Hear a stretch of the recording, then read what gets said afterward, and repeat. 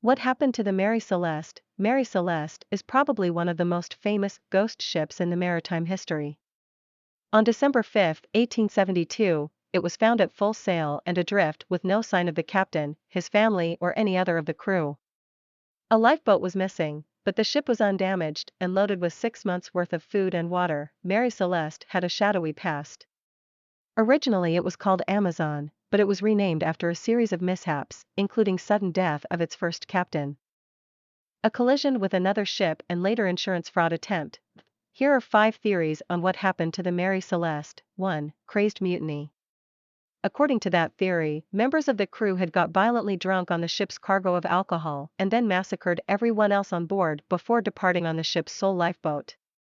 But since the alcohol was industrial-grade stuff and wasn't fit for drinking, that theory seems quite unconvincing. 2. Criminal conspiracy. The crew of the Dei Grazia, the ship which had discovered the empty Mary Celeste, could have attacked it and then pretended to have found her adrift so they could gain money from the salvage. Or the captain of Mary Celeste could have failed his death to claim the salvage money through a co-conspirator. 3. Alien abduction.